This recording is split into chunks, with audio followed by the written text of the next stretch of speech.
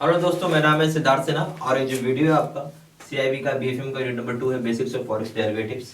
अगर आप proper CIB का वीडियो कोर्स करना चाहते हैं, मेरा फोन नंबर दिया हुआ है या डिस्क्रिप्शन में और भी डिटेल्स डाले हुए हैं, वहां से भी आप देख सकते हैं। चलिए हम लोग प्रोग्राम को स्टार्ट करते हैं। सबसे पहला है बेसिक्स ऑफ फॉरेक्स डेरिवेटिव्स हम लोग पढ़ेंगे। इसमें क्या है क्या नहीं वो समझना है।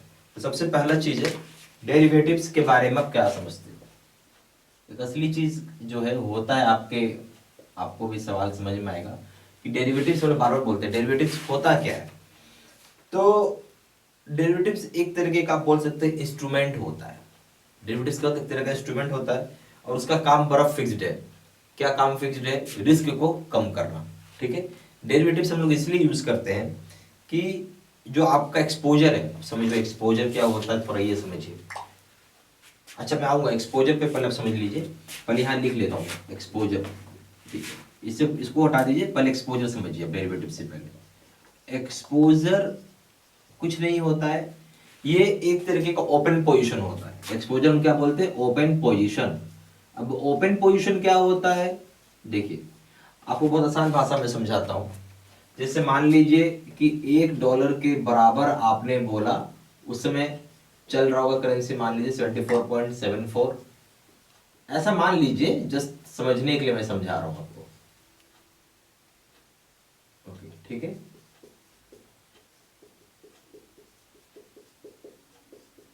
ठीक है, मान लीजिए ये पोजीशन पे फ्लक्चुएट कर रहा, मान लेते हैं कि उस समय ये अभी आप मान लीजिए कभी इतना होता है, कभी ऊपर हो गया, कभी नीचे हो गया। आपने $1 का बोली लगाया हुआ है, आप चाह रहे हो क्या ये ट्रेड हो जाए? आप क्या चाह रहे हो? इस प्राइस पे ट्रेड हो जाए, जिसको बोलते ट्रेड का मतलब एग्जीक्यूट। ट्रेड का मतलब क्या होता है? एग्जीक्यूट। जब तक इस इतने रुपए, चाहे इतना डॉलर के बराबर इतना रुपया नहीं होगा, ठीक है, तब तक इसको हम ओपन पोजीशन बोलेंगे। आ रहा समझ में? ट्रेड तब होगा ना जितना आपने दाम रखा उतने दाम पे उसकी बोली लग रही हो। बोली मतलब एक्सचेंज हो रहा हो। एक्सचेंज तो नहीं हो रहा है। एक्सचेंज मान लीजिए इसी 3 प्राइस पे भी हो रहा है, फ्लक्चुएट कर रहा है, ऊपर नीचे हो रहा है, पर इसमें नहीं आया। जब इस प्राइस पे आ जाएगा तब हम बोलेंगे ट्रेड हो गया, एग्जीक्यूट हो गया। अदरवाइज जब तक नहीं ट्रेड हुआ है, ओपन पोजीशन बोलते हैं। नॉट ट्रेडेड हो, जब तक कि ये ट्रेड नहीं होता है, ट्रेडेड या एग्जीक्यूटेड को हम लोग ओपन पोजीशन में बोलते हैं। आया समझ में आपको? ठीक है, ये हो गया एक्सपोजर। अब आइए डेरिवेटिव्स के ऊपर, अब समझ में आ जाएगा आपको। तो डेरिवेटिव्स का काम क्या होता है? रिस्क को कम करना, हेज करना। ठीक है, पहला काम क्या है डेरिवेटिव्स को? रिस्क को मिनिमाइज करना। रिस्क को मिनिमाइज यानी इसका मतलब क्या हो गया? हम बोलेंगे हेजिंग करना। ठीक है, या इसका काम ये होगा कि न्यूट्रलाइज करना, अल्टर करना एक एक्सेप्टेबल लेवल पे। हम बोल सकते हैं इसको क्या करना है? न्यूट्रलाइज करना या अल्टर करना टू एक्सेप्टेबल लेवल्स तक। ठीक है, आया समझ में? बेसिकली इसका ये काम होता है। अच्छा, डेरिवेटिव्स में ये भी एक चीज अच्छा होता है कि आपको इसमें हम लोग बोल सकते हैं कई तरीके के होते हैं डेरिवेटिव्स। पहले तो समझिए डेरिवेटिव्स का टाइप्स, कई टाइप्स के होते हैं। तो कौन कौन टाइप है? जैसे फॉरवर्ड कॉन्ट्रैक्ट है, ऑप्शन है, स्वैप्स है, फॉरवर्ड डेट एग्रीमेंट है जिसको हम एफआरए बोलते हैं, फ्यूचर्स है। ये सब के बारे में पढ़ेंगे आगे। तो पहला हो गया फॉरवर्ड कॉन्ट्रैक्ट्स, दूसरा हो जाएगा ऑप्शंस, तीसरा हो जाएगा स्वैप्स, चौथा हो जाएगा एफआरए, फुल फॉर्म हो गया फॉरवर्ड रेट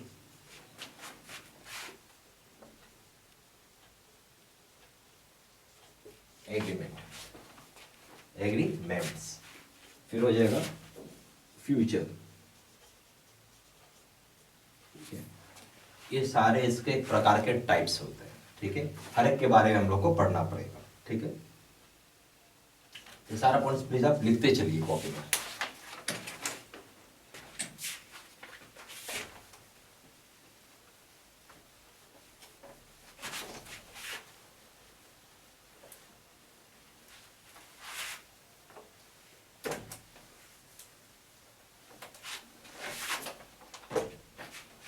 अब हम लोग बात करेंगे रिस्क के ऊपर।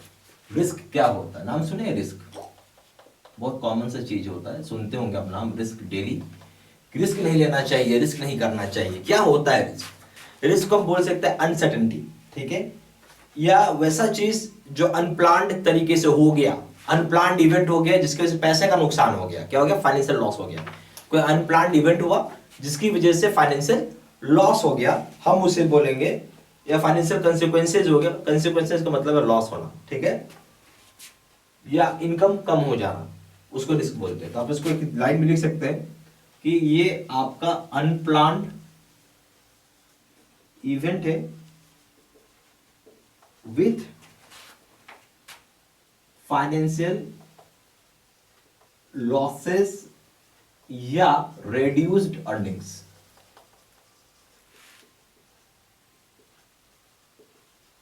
ठीक है, अच्छा, अब हम लोग कुछ बात करेंगे, कुछ तरह के रिस्क के ऊपर बात करेंगे। कुछ कॉमन से रिस्क होते हैं फॉरेक्स ऑपरेशंस में, क्या क्या होते हैं, तो हम यहां बात करेंगे some common risks faced in forex operation.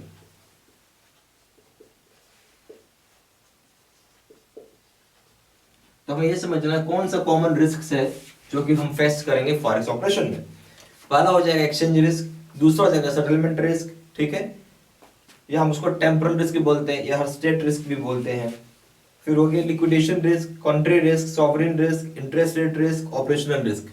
बहुत सारा तरह के रिस्क हैं, 7 तरह के रिस्क इसमें इन्होंने बताया है। तो सबसे पहला हो गया आपका एक्सचेंज रिस्क, दूसरा हो गया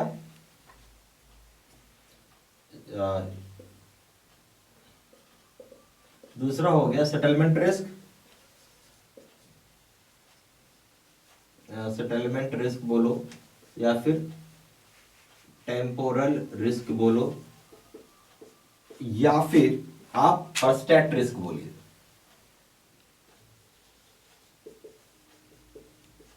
ठीक है,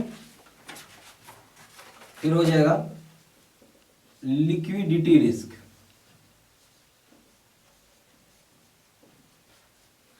फिर हो जाएगा कंट्री रिस्क, फिर हो जाएगा सॉवरियन रिस्क,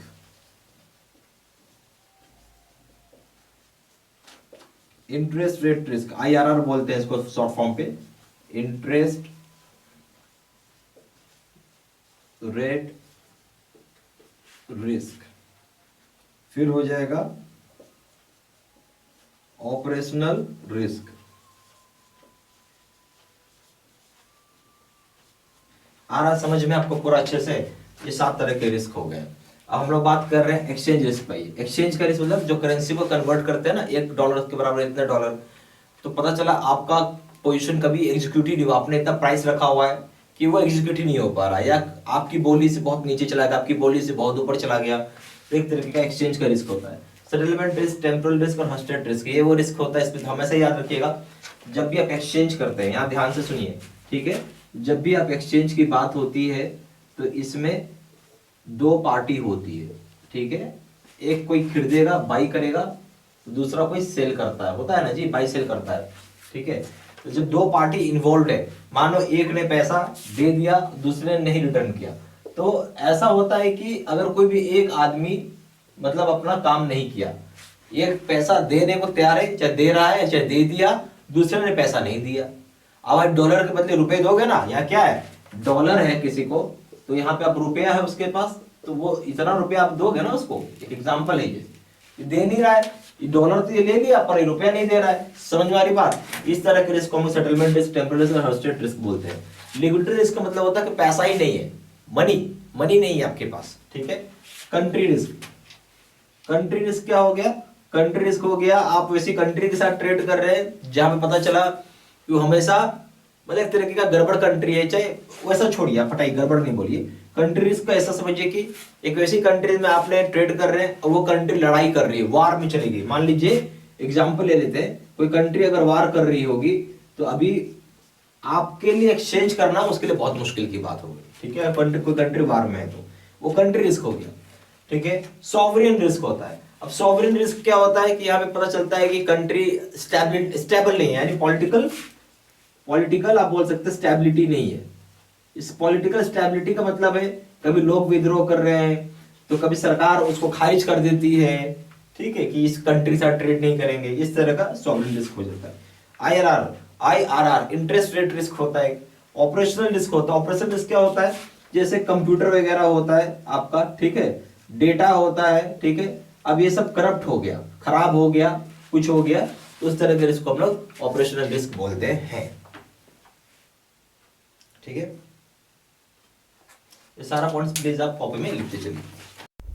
यहाँ पे सीआईबी का हमारे पास दो तरह का प्रोग्राम है, एक है बेस सिस्टम मतलब वहाँ पे लाइव क्लासेस और उसी बेसिस पे डेली वीडियोस भी आती हैं।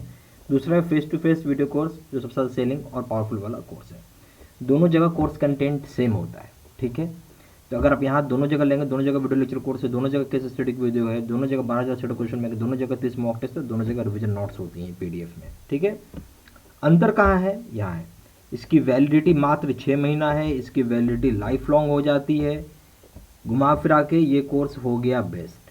इसमें चक्कर है लाइव रहता है, ठीक है। आप उस समय लाइव नहीं रहे तो फिर वो रिकॉर्डेड फॉर्म में आपको वीडियो मिलता है, ठीक है। उससे ज़्यादा अच्छा है कि यहाँ पे आपको सारे वीडियोस ऑलरेडी अपलोड किया हुआ है, रिकॉर्डेड है, जब मर्जी तो आप देख सकते हैं, पढ़ सकते हैं अपने टाइम के हिसाब से, जैसा आपको समय मिला। इसलिए मुझे ये बेस्ट लगता है। प्लस पॉइंट है कि लाइफ लॉन्ग वैलिडिटी, आप किसी कारण से अगर एग्जाम नहीं दे पाए तो आपके लिए कोर्स बेकार हो गया, फिर से पैसे देने पड़ जाएंगे, इसमें वो चीज़ नहीं है। प्लस इसमें सबसे बड़ा चीज़ है गाइडेंस, ठीक है, जो वहाँ मिसिंग है, ठीक है। ये सब चीज़ है जो मुझे ये लगता है कि जिसकी वजह से कोर्स ज़्यादा अच्छा है। और इसका अगर पेपर का कंपेयर करें प्राइस, एबीएम का यहाँ 1200 रुपये है, यहाँ 1500 रुपये है, बीएफएम का यहाँ 1200 रुपये, यहाँ 1500 रुपये, रिटेल बैंकिंग का 1200, यहाँ 1500 है। एबीएम प्लस बीएफएम का दाम है 2200 रुपये, 2700 रुपये। कॉम्बो पे का दाम है 2700 रुपये, यहाँ 3500 रुपये। कुछ पैसा जरूर ज़्यादा लगेगा, बट ये आपको लाइफ लॉन्ग हो जाएगा। मेरा ये बोलना, यही कोर्स आप लें, ये ज़्यादा बढ़िया है, ज़्यादा फ्रूटफुल है आपके लिए, ठीक है। ज़्यादा जानकारी के लिए फ़ोन कर सकते हैं। फ़ोन नंबर हो गया 4x9685127, दूसरा नंबर है 7827546946। वेबसाइट में जाकर डायरेक्टली ऑनलाइन ऑर्डर प्लेस कर सकते हैं। वेबसाइट हो जाएगा www.jibcibstudymaterial.com। email ID हो जाएगा seatsena123@gmail.com। ये सारी इन्फॉर्मेशन मैंने इसी वीडियो के डिस्क्रिप्शन बॉक्स में डाल दिया, ठीक है। Thank you.